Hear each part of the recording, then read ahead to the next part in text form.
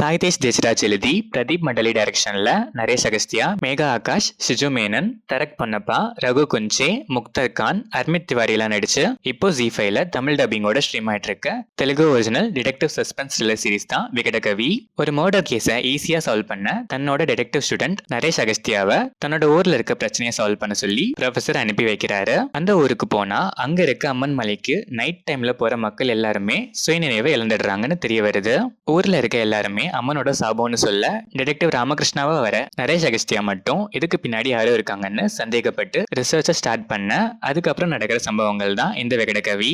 இந்த சீரீஸ்ல மொத்தம் 6 episodes. Each episodes around 30 to 40 minutes வரும். சீரீஸ் ஸ்டார்ட் ஆனது நல்லாவே ஸ்டார்ட் ஆச்சு.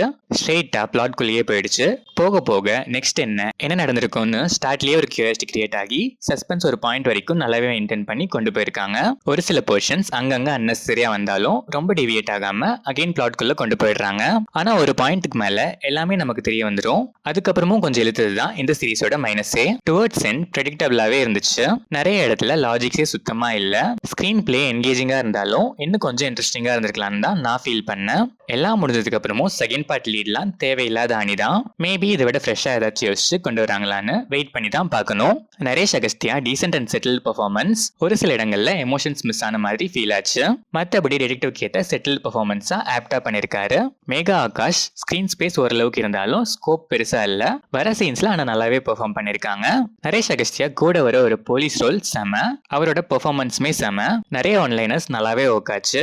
காமெடி பார்ட்டை இவர் பாத்துக்கிறாரு. ஆன்டகனிஸ்ட் ரோல்லாம் ரொம்பவே டிபிக்கலா தான் இருந்துச்சு. அவ்வளோ ஒர்த்தா இல்ல.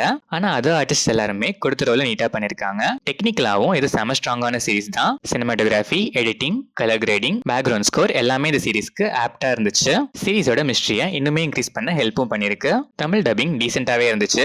அடல்ட் கண்டென்ட்லாம் எதுவும் இந்த சீரிஸ்ல இல்ல. ஃபேமிலியோடவே பார்க்கலாம். ஓவராலா பார்த்தா ஸ்டார்ட் டு எண்ட் ஃபேர்லி என்கேஜிங்கா, டீவியேஷன்ஸ்லாம் பெருசா இல்லாம ஸ்கிரீன் பிளே இருந்தாலும் ஸ்டார்ட்ல இருந்த கியூரியாசிட்டி போக போக குறைஞ்சு டுவர்ட்ஸ் எண்ட் பெரிய சர்ப்ரைசஸ் எதுவும் இல்லாம ப்ரெடிக்டபிளா ஃபிளாட்டா போயிடுச்சு.